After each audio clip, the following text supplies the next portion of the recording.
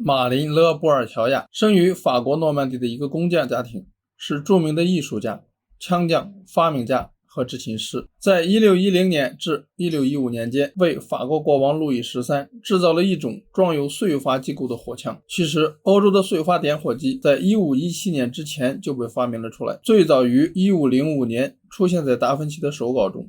经过半个多世纪后，燧发枪机才问世。而中国类似的打火装置火镰，早在魏晋时期就已经普遍应用了。在唐朝孟郊的监察诗中有明确记录，燧发枪的操作较火绳枪和黄纶枪简单，即使哑火后再次打火也十分快捷。在16至17世纪，欧洲的精英部队、侦察兵、炮兵警卫和私人都在使用各种类型的燧发枪。当然，在当时火绳枪还是主流，数量远远多于燧发枪。最早在军队中大规模装备燧发枪的国家是荷兰。随着燧发枪更新迭代，性能不断改进，越来越多的欧洲国家开始装备燧发枪。大约到1650年，欧洲开始开发各种各样的后膛装填的燧发枪，出现了可以拆卸枪管装填火药的燧发手枪。这个时间的燧发手枪已经接近现代手枪的大小，最小的只有15厘米，十分轻巧，而不像黄纶手枪那样笨重。1635年，燧发枪传入中国，但并未被明军采用。那么为什么清朝也没有采用燧发枪呢？这就不得不从当时的实际情况来说。清朝统治者以骑射见长，平定三藩，抗击沙俄，三征噶尔丹，清朝疆域广阔，朝贡的国家就有13个之多。大清皇帝以天朝上邦自居。当时清朝已经有大规模的火绳枪部队，加上当时的燧发枪从枪口填装发射药和弹丸，每次发射前填装的时间过长，射速比不上弓箭，射程比不过火绳枪，而且燧发枪哑火率奇高，这是由于当时中国燧石的质量较差，射程只有50米。1750年左右，优秀的前装滑膛燧发步枪的有效射程也不足100米，燧发枪难以让其人赏识。康熙皇帝曾说过，担任武职，以骑射娴熟，人才壮健为要。又说，训练有素的军队是精神振作，骑射皆佳。雍正在位第5年时说过，满洲素重骑射，不可专习鸟枪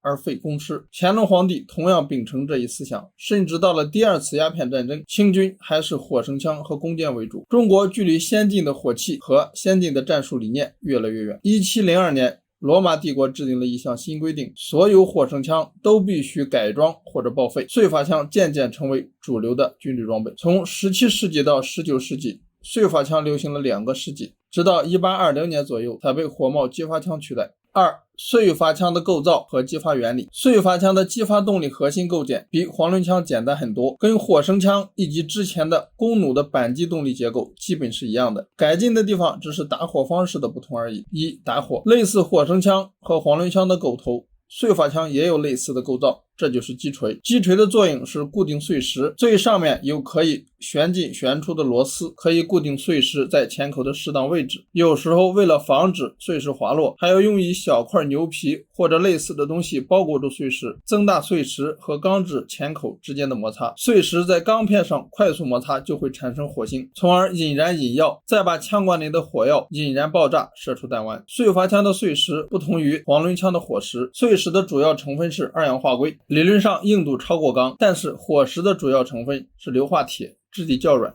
2. 击发。击锤的内侧连接一个转轴，上面带有齿轮，方便扳机系统的咬合。转轴的另一侧由硬质弹片压住，当把击锤向后掰开，内侧的齿轮被扳机系统的尖端卡住，产生顺时针方向的力矩，同时另一侧的弹片产生逆时针的力矩。待击时，击锤处于力矩平衡状态而静止不动。扣动扳机后，由于扳机的尖端脱离击锤的转轴，击锤只受到弹力1个力的力矩作用而发生快速转动，从而带动击锤打击钢片产生火花。3. 著名的燧发枪。英国布朗贝斯燧发枪。1703年，英国出现了一种前装滑膛燧发枪，英军从1722年开始装备该枪，历经100余年，类型有陆军长枪、陆军短枪，还装备了印度军和海军。美国独立战争中，英军使用的就是这种枪。该枪口径19毫米，质量4.8千克，全长140厘米至149厘米，有效射程45米至100米。到1770年改为线膛枪管，到1838年发火方式从燧发改为火帽击发，型号为 M1839， 法国查理维利燧发步枪。该枪1717年由法国开始生产，法军在1754年开始装备该枪。M1776 及其改进型曾大量进入美国，是独立战争时期美军抵抗英军占领军的主要装备。口径 17.5 毫米，质量 4.2 千克，枪管长 113.5 厘米，全长 1.5 米，有效射程100米，精准射程为40米，成熟型号为 M1777， 也是拿破仑时代的主战单兵武器。美国 M1836 燧发手枪，该枪是美国列装的最后一款燧发手枪，主要是军官和骑兵使用，一共生产 4.1 万支，在1846至1848的美国墨西哥战争当中大量采用，为前装滑膛枪管，口径 13.72 毫米，全长 35.6 厘米，质量 1.2 千克，射速每分钟3发，燧时使用次数为50次，子弹为圆形铅弹，直径是 13.34 毫米，装填黑火药 1.94 克，是一款性能优异的燧发枪。